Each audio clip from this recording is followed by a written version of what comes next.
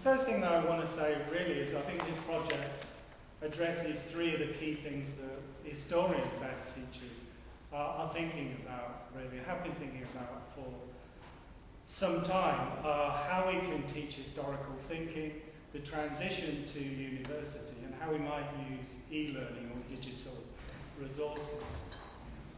And I want to commend everybody on the project team, because I've actually had a look at many of the resources that they've been developing, and I'm really impressed with them, especially doing the quizzes, which, like many students, I also quite liked doing. I just want to make three broad points, and some of these have been covered before, so I may be repeating things or emphasising particular things. And the first point that I want to make is that for students, history is quite a difficult subject to address, for reasons that Arthur particularly has talked a little bit about. When they come to us, according to the surveys that I did at Nottingham, the students, many of them came thinking that they were attempting to retrieve the facts and to somehow get these to present the truth about it. When I did the surveys in the first week, that's what an awful lot of them felt. So our job really in the first year is to get them to think historically, to think about the past as different but the same, to look at historical issues from different perspectives, see things in different ways, and to see history as more complex and uncertain than they do when they start. And it's to get them to try to act like historians by retrieving information, scrutinising different kinds of evidence, primary and secondary sources and so on. And I believe also it's about getting them to feel like they belong to a community of historians, that they are historians. This is what I think we try to do. There are many ways of attempting to do this in the first year. I've seen a lot of different ways of doing it, sometimes through separate skills modules, sometimes by discussing these issues on the courses that they do in the first year, the big survey courses. But the most successful things, I think, are things that have been illustrated in the course of this day. Firstly, a focus on the skills they need, on the procedural skills they need, about what evidence means and how to handle it. A focus on what history is, sometimes through historiography or history theory, or sometimes through a history of the profession, seeing how that's changed. A focus on relevance, and this is really important, a focus quite quickly on why history should matter to these students. Because if it doesn't matter to them quite quickly, why should they actually come to the lectures or bother with engaging with more difficult concepts as they go through the course? And also a focus, I think, in the best of the approaches, on what the students' conceptions are, what their preconceptions are, what things do they bring about history to the learning that they're doing. And more broadly than that, about their preconceptions about learning. What, when they come to us, do they think a teacher is and should do? What do they think assessment is and is for? So the first point that I make is that I think that thinking like a historian is about more than history. It's about their conceptions of the subject, but also their conceptions of learning, their habits of studying, and their self-constructs, things that they bring to the whole process of studying, and we need to be aware of that. My second point is this, that transition is a complex issue because it is not one thing. The students are facing multiple transitions, not only transitions to new subject matter, but transitions sometimes to a new place, to a new university, to a new department, to new personal and social relationships, to new ways of constructing themselves. And we need to take that into account. And I think it's worth remembering that transition isn't something that's over after they've done the skills module. It's something that goes on, in a sense, through their history degree.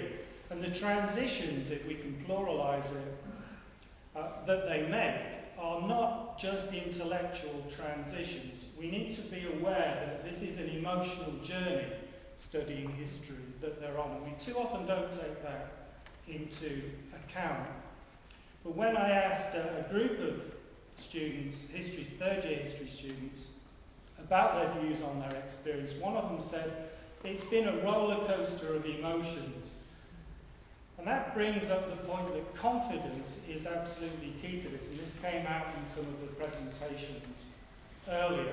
Students fear, they're fearful of putting their points of view forward. So transition is complex. That's my second point. And I suppose to add to it, a rider to that, it's even more complex because it's not just the students we're talking about. Quite a lot of our students are being taught by postgraduate students who themselves are going through a transition as historians and as teachers. And we need to think about how those things fit together. The third point that I want to raise is that we definitely need to engage students as actively as we possibly can. When they come to us, my experience is that students are intrinsically interested, despite some cynicism amongst us as tutors. They enjoy doing history and they want to enjoy it, but quite often their knowledge comes from their teacher. And I think that's something we need to think hard about. The other thing that's true from a long experience that I have is that they don't like doing skills, they don't like doing history theory or historiography, and their view on those is they're not relevant to them, they're boring, they're too abstract, and they're just too removed from studying Hitler, which is why they might have come, whatever subject it is in history. And I think what we've seen through the day are some of the ways that we can address that. And the most successful ways, and these are ways that you've tried in the project, I think, a variety, attempting a number of different things with them, not just sticking with one thing. Relevance, trying to think what it is that actually will be relevant to their lives, and the technology comes in to some extent there. Learning by doing, that the students, I think, getting the students to actually do history, not just learn about it, but actually to get their hands dirty and do it. And this is something they appreciate, whether in individual project work or collaborative project type work. Allowing them to be creative. This seems to me very important. We forget often how creative the students are when you let them free. We're too worried about them, we want to support them and so on, but sometimes if you let them free, they can do tremendously creative things.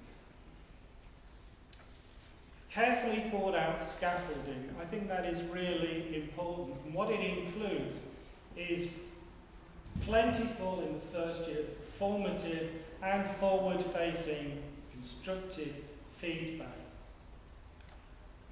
All of these things, I think, are really important. And I think the digital resources that we have make these things even more possible. There are more historical sites and resources available than there are probably too many ever have been. Part of the problem is there are so many of them. And there are an awful lot of things, as we've seen, that the students can do online that vary their activities and so on.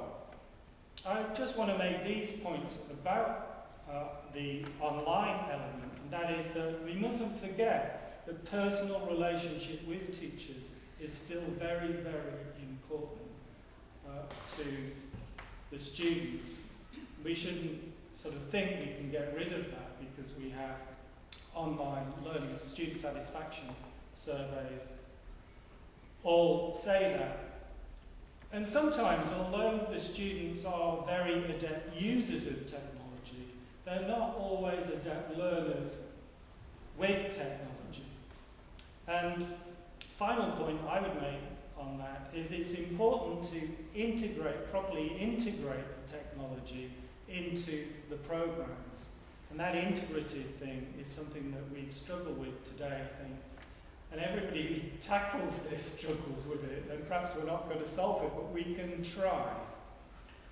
So those are a few of the things that I want to raise. I don't want to dominate this particular session, but I just want to make one final point, and that is my experience is that quite often what I'm trying to do in Year 1 with our history students is in a strange way getting them to unlearn rather than learn, to get them to examine what their preconceptions, their assumptions, their views about history and about learning are, and then say, can you let these go? And that is a very risky thing for them to do.